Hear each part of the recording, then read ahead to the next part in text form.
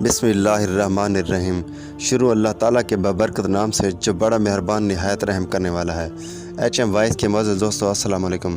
ناظرین، آج ہم آپ کو بتائیں کہ اللہ تعالیٰ کے برگزیدہ پیغمبر حضرت ابراہیم کے بارے میں، ان کی پیدائش کے بارے میں، بت پرستی کے خلاف ان کی تبلیغ اور نمرود کا ان کو آگ میں ڈالنے کے واقعے کے بارے میں۔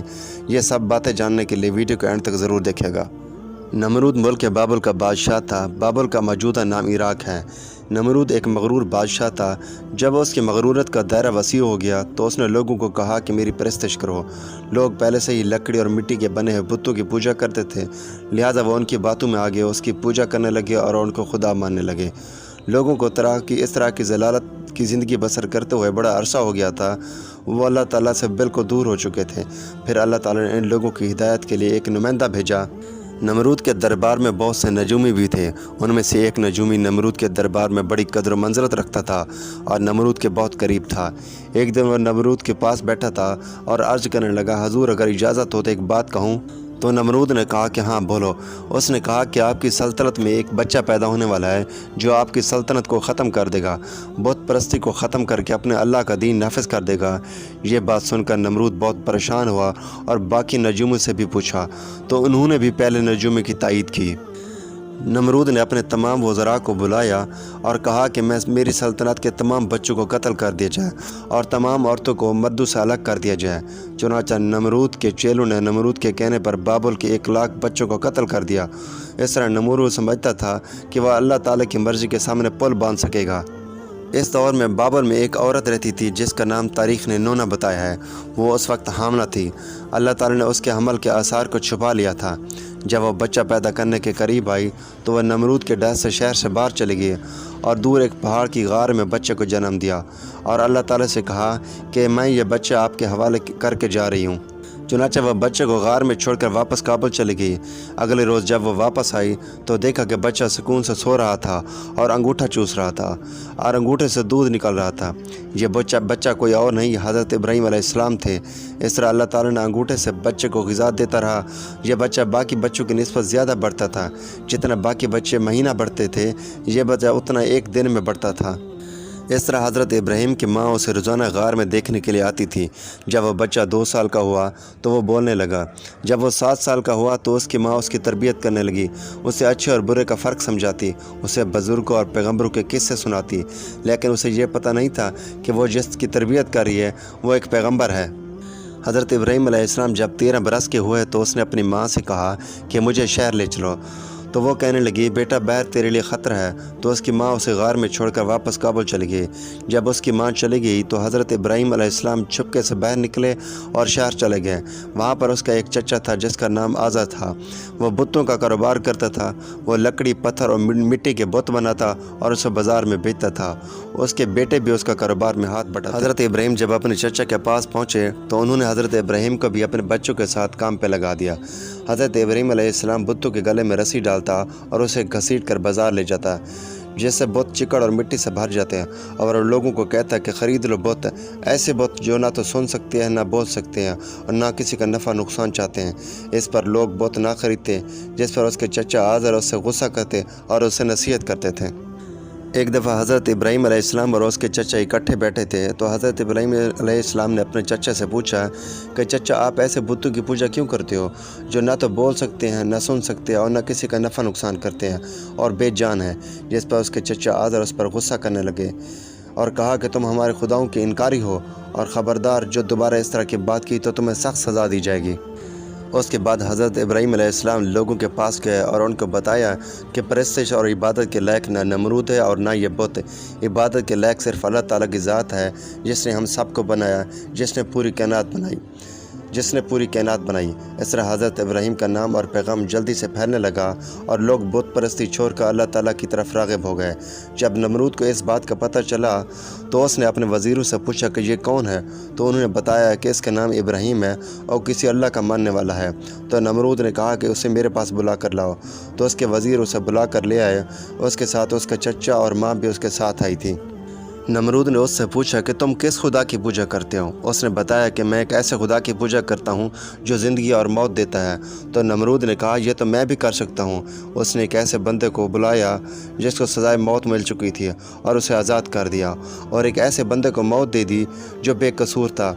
इस तरह नमरूद ने कहा कि देखा, मैंने मौत को ज़िंदगी में और ज़िंदगी को मौत में बदल दिया। जिस पर हज़रत इब्राहीम अलैहिस्सलाम ने कहा कि तुम एक ऐसे शख्स को ज़िंदा करो जो मर चुका हो। मेरा रब सूरज मशरक़ से तलू करता है और मगरब में ग़रूब करता है, तुम सूरज को मगरब से तलू करके दिखा। जिस पर हज़रत इब्राहीम की माँ ने नमरूद से कहा कि आप मुझे इजाज़त दें ताकि मैं उसे शहर से बाहर ले जाऊँ, मेरा बच्चा ना समझ जाए। और हज़रत इब्राहीम के चचा ने कहा कि मैं इसे बुतों की परस्तिश और आपकी पूजा से इसको बाज रहने की ज़मानत देता हूँ। जिस पर नमरूद ने कहा कि मैं उसे इस पर माफ़ करता हूँ, अगर यह बाज ना आया तो मैं इसे सख्त सज़ा दूँगा।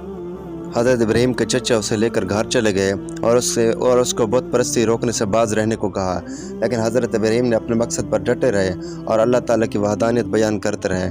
जिस पर हज़रत इब्राहीम के चचा ने उसे घर से निकल जाने को कहा। हज़रत इब्राहीम ने उसे कहा कि आप बेशक मुझे घर से निकाल दें, लेकिन मैं अल्लाह ताला की वहदानियत बयान करता रहूँगा, क्योंकि मैं खुदा से डरता हूँ और बुतों और नमरूद से नहीं डरता। लिहाजा हज़रत इब्राहीम ने दूर जाकर अपना ठिकाना बना लिया। वो लोगों को अल्लाह ताला की वहदानियत बयान करते और उनको राह रास्त पर ले आते। अहले काबिल के लोग साल में एक मरतबा ईद मनाया करते थे और वो ईद शहर से बाहर मनाया करते थे। एक दफ़ा जब ईद का दिन आया तो वो ईद मनाने के लिए शहर से बाहर चले गए। तो हज़रत इब्राहीम अलैहिस्सलाम ने हथौड़ा उठाया और तमाम बुतों को तोड़ दिया। सिर्फ एक बुत बाकी रह गया। सब बुतों को तोड़ने के बाद हज़रत इब्राहीम अलैहिस्सलाम ने वो हथौड़ा उस बचे हुए बुत के ऊपर रख दिया और चला गया। जब वो लोग ईद मनाने के बाद शहर से वापस आए तो देखकर हैरान रह गए कि सारे बुत टूटे हुए थे। वो सारे सोचने लगे कि किसने तोड़ा होगा। एक बंदे ने शक किया कि वही होगा जो बुतों के ख़िलाफ़ है। तो हज़रत इब्राहीम अलैहिस्सलाम को बुलाया गया और उससे पूछा गया कि हमारे खुदाओं को तूने तोड़ा है? तो उसने कहा कि अपने उस खुदा से पूछो जिसके सर पर हथौड़ा है।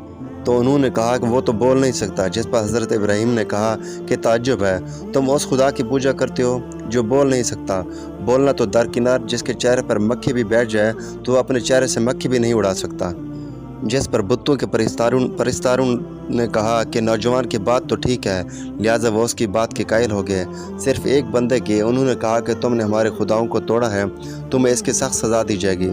वह बंदा नमरूद का भेजा हुआ जज था जिसने सज़ा दी कि तुम्हें ज़िंदा आग में डाला जाएगा, और नमरूद ने उस पर अमल दरामद भी कराया। लिहाजा शहर में ऐलान हुआ कि खुदाओं को तोड़ने वाले को आग में डाला जाएगा, लिहाजा उसके लिए ईंधन इकट्ठा करके ले आओ। इधर बुत परस्तों ने कहा कि जो बंदा जितनी बड़ी मुराद चाहता है उतनी ज़्यादा ईंधन इकट्ठा करके ले आए।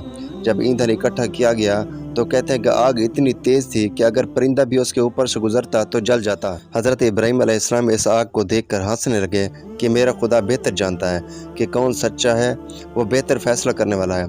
हज़रत इब्राहीम को आग में डालने के लिए एक मंजरी बनाई गई। सुना है कि यह मंजरी सबसे पहले हज़रत इब्राहीम को आग में डालने के लिए बनाई गई थी।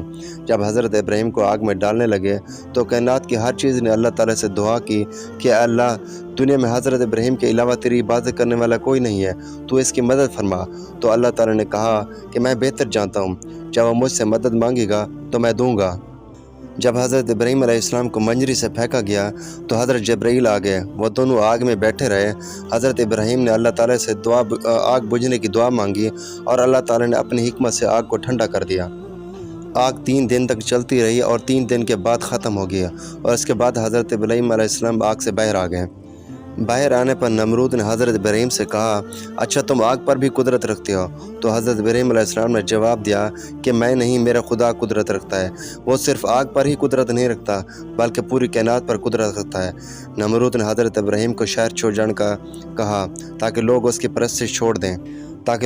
परस्तिश और पैरवी ना करें।